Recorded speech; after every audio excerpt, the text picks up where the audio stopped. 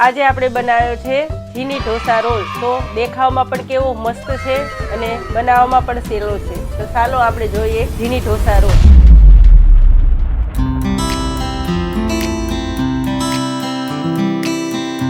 જય શ્રી કૃષ્ણ, કેમ છો બધાય? મજામાં?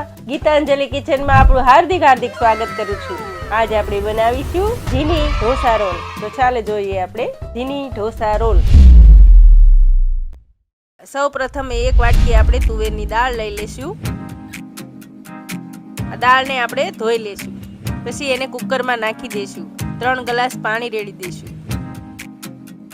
સ્વાદ અનુસાર મીઠું નાખી દેશું, પછી એનું ઢાંકણું આપણે ઢાંકી દેશું। ત્યાં સુધી આ દાળ બફાઈ રહે ત્યાં સુધી આપણે બાફેલા બટેટા વઘારી લઈશું।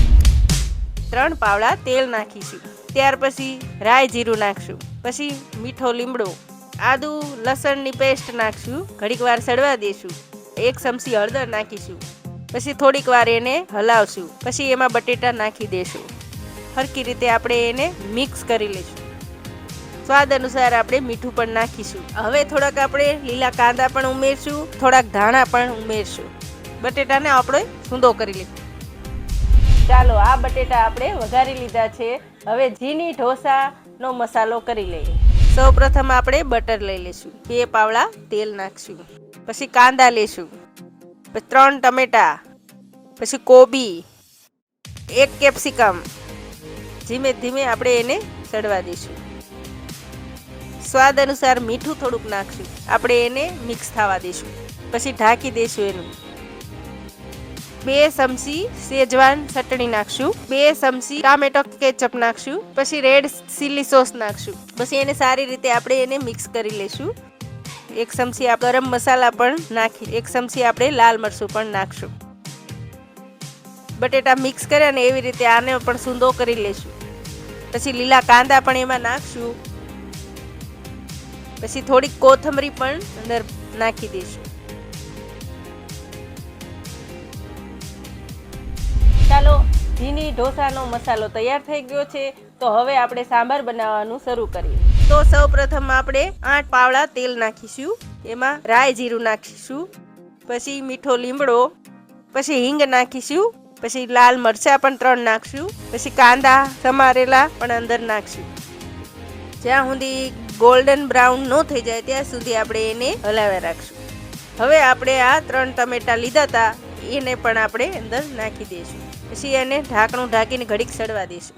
ખોલ્યા બાદ પછી આપણે એને હલાવીશું, પછી સ્વાદ અનુસાર મીઠું પણ નાખીશું, પછી થોડીક વાર આપણે એને સડવા દઈશું। આદુ લસણ મરચીની પેસ્ટ પણ નાખીશું, પછી આપણે આમાં શાકભાજી નાખી દઈશું। પછી લાલ મરચું 2 ચમચી, કશ્મીરી મરચું પણ અંદર નાખવાનું, અને 1 ચમચી હળદર, પછી એને હલાવી લેવાનું અને બધું મિક્સ કરી નાખવાનું। હવે આપણે આંબલી ગોળનું પાણી નાખી દેવાનું અને ઘડીક વારીને આમ સડવા દેવાનું, પછી એમાં દાળ નાખી દેવાની। દાળ નાખીને પછી 3 ગ્લાસ પાણી રેડી દેવાનું, પછી કશ્મીરી લાલ મરચું ઉપર નાખવાનું, સાંભારનો મસાલો, ત્યાર પછી વઘાર કરીને સાંભારમાં નાખી દઈશું।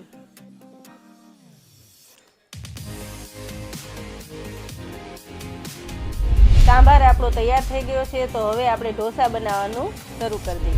હવે આપણે પાણીનો છંટકાવ કરી લઈશું, પછી રૂમાલથી આપણે તવીને સાફ કરી લઈશું, અને પછી ઢોસાનું બેટર નાખશું, અને પછી આપણે ઢોસો તવીમાં ફેલાવી દઈશું, પછી એની ઉપર આપણે બટર નાખીશું અને ચારે બાજુ ફેલાવી લઈશું। ઝીની ઢોસાનો મસાલો આપણે એમાં પાથરી દઈશું, પછી આપણે બટેટાનો સૂંદો પણ આપણે એમાં પાથરી દઈશું, અને હવે આપણે આ ચીઝ પણ એમાં નાખી દઈશું।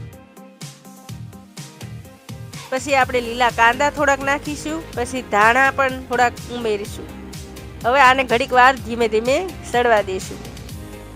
ચાલો હવે આપણો ઢોસો થઈ ગયો તૈયાર।